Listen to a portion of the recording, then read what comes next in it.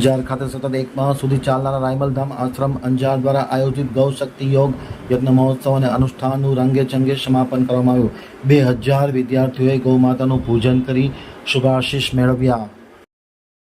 હવે જોઈએ અંજારથી પ્રતિનિધિનો એક વિસ્તૃત અહેવાલ. અંજાર મધ્યે સતત એક માસ સુધી ચાલનારા રાયમલધામ આશ્રમ અંજાર દ્વારા આયોજિત ગૌશક્તિ યોગ મહામહોત્સવ અને અનુષ્ઠાનનું સમાપન કરવામાં આવ્યું હતું. અંજાર શિણાઈ હાઈવે પર આવેલ સદગુરુ રાયમલધામ આશ્રમ આધુનિક યુગમાં ગૌમાતાના પૂજન દ્વારા ભાવિ પેઢીને ધર્મ વિજ્ઞાનની સમજ આપતું વિદ્યાર્થીઓ માટેનું કેન્દ્ર માનવામાં આવે છે. આ રાયમલધામ આશ્રમ મધ્ય ભાગવત કથા વક્તા શ્રી ધનેશ્વર મહારાજ પંડિત અને રાયમલધામના સમસ્ત ભક્તો દ્વારા 21 જૂનથી 21 જુલાઈ ગુરુ પૂર્ણિમા સુધી દરરોજ જીતેન્દ્ર જોશી, નિલેશ રાજગોર તેમજ વિદ્વાન પંડિતો દ્વારા વિદ્યાર્થીઓના હસ્તે ગૌમાતાનું પૂજન કરી યજ્ઞશાળામાં પંડિતો દ્વારા હોમ હવન કરી શાસ્ત્રી હરેશભાઈ જોશી, શાસ્ત્રી રાહુલ મઢવી દ્વારા સંપુટિત સતચંડી પાઠનું અનુષ્ઠાન કરવામાં આવ્યું હતું. ગૌશક્તિ યોગ મહોત્સવ અંતર્ગત ગૌમાતાના ધર્મ સાથે વિજ્ઞાનનું મહત્વ, કાંકરેજ ગાય અને જર્સી પ્રાણીના વિડીયો દ્વારા સમજ આપવામાં આવી હતી. એક વર્ષ દરમિયાન દરરોજ આદિપુર, ગાંધીધામ, અંજારથી વિવિધ સ્કૂલના પ્રિન્સિપાલ, ટ્રસ્ટીઓ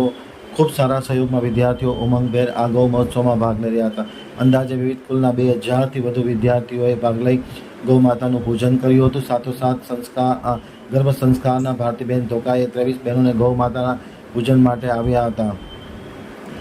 સમગ્ર કામગીરીને સફળ બનાવવા માટે ખાસ કરીને દેવકરણ આહિર, રસોઈ વિભાગના રામભાઈ જોશી, રાજુભાઈ સતવારા સહિતના લોકો જોડાયા હતા. સર્વ જીવ કલ્યાણ ટ્રસ્ટના સ્થાપક મુકેશ બાપટ દ્વારા એક માસ સુધી સમગ્ર કાર્યનું સંચાલન કરવામાં આવ્યું હતું.